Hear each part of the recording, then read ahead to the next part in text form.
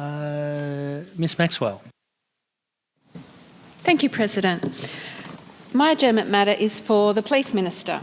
I've previously raised here the ever-escalating problem of farm crime and was therefore very interested in her media release of the 23rd of September.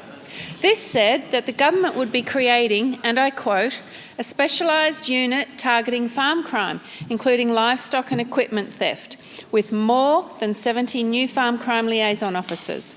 Since then, I have spoken to many constituents and key stakeholders who I unfortunately have to say have been left disappointed by the impressions that were given of a new, rejuvenated approach.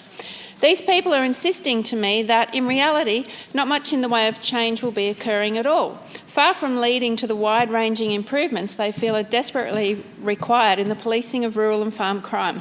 They think the announcement does little more than rebadge the roles previously undertaken by Victorian Agricultural Liaison Officers, or AGLOs.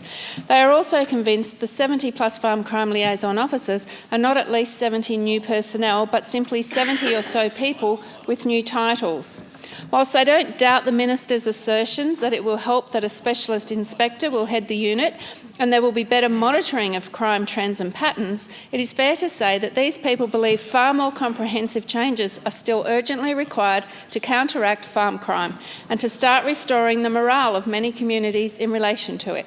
In particular, these constituents and key stakeholders had hoped the government would recognise, especially in considering the recently conducted but yet to be publicly released AGLO review, that it needed to appoint officers dedicated to solving farm crime full-time rather than just in addition to these other everyday duties, as has successfully occurred in New South Wales. Given all of this, the action I seek from the Minister is the provision of a statement with full details of what funding is being allocated to each of the initiatives that she announced on the 23rd of September as being new. As a part of that, I asked for clarification on how many AGLOs there were across Victoria Police immediately prior to the 23rd of September and how, in a day-to-day sense, the roles of the FCLOs will practically differ from what the AGLOs were previously doing, including whether the FCLOs will be working full-time on farm crime issues or splitting this activity with other policing duties.